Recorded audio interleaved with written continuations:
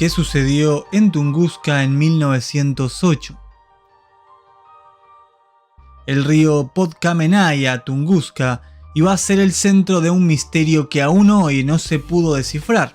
Mejor dicho, no se esclareció del todo, sea por conveniencia o desconocimiento, lo que sucedió la mañana del 30 de junio de 1908 iba a dejar un nuevo registro de una guerra pasada entre custodios y gigantes.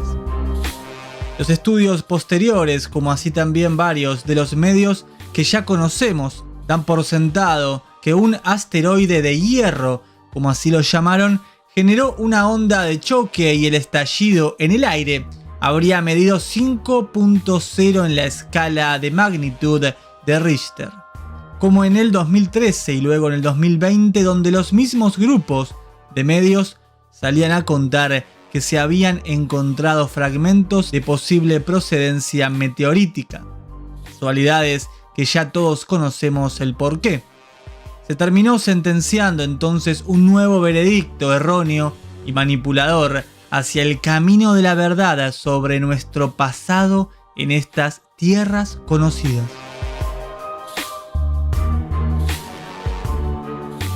80 millones de árboles fueron afectados en un área de 2.150 kilómetros cuadrados de bosque, quienes serían los testigos principales de esta explosión tan extraña como las explicaciones posteriores. Como así también algunos ciudadanos que vivían en la cercanía. Pero, ¿qué sucedió en realidad en esta zona de tierras rusas tan alejadas? La realidad es que si vemos los mapas antiguos de la Gran Tartaria, donde se forjó dicha civilización y llevó adelante uno de los más grandes imperios que se vieron en estas tierras conocidas jamás, existe una gran conexión entre la Gran Tartaria y la explosión en Tunguska. Siguiendo los relatos que Helen Morris nos ha venido informando desde hace algún tiempo, los tártaros se unieron con los gigantes Anakim y otras razas de gigantes para llevar a cabo un desarrollo que no estaba en ninguna mente por aquellos tiempos. ¿Qué tecnología y conocimientos trajeron a nuestras tierras los gigantes que venían del otro lado del primer domo y las murallas de hielo en la actualidad? Y como también se cuenta, ¿tiene alguna relación con Nikola Tesla y el famoso rayo de la muerte?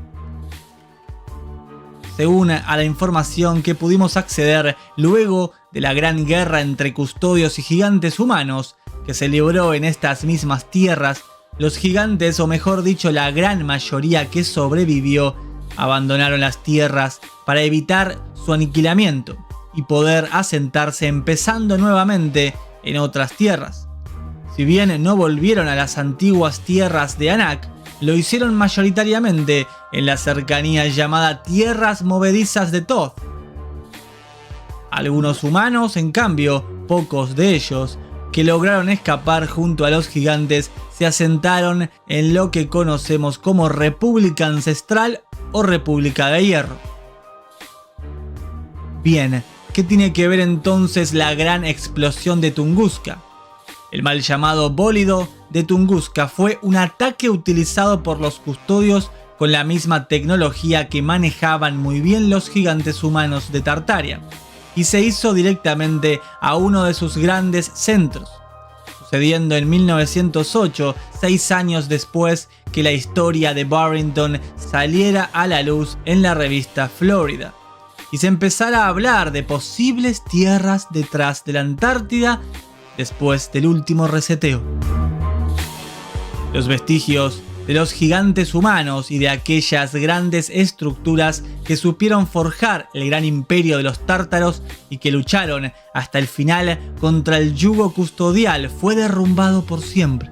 Pero lo más triste es que fue quitado de nuestra historia y de nuestro corazón, y hoy solo tenemos migajas de un rompecabezas que parece difícil de armar, pero que poco a poco parece que vamos al menos obteniendo el conocimiento necesario para poder llegar a saber cuál es el enemigo, el parasitario enemigo.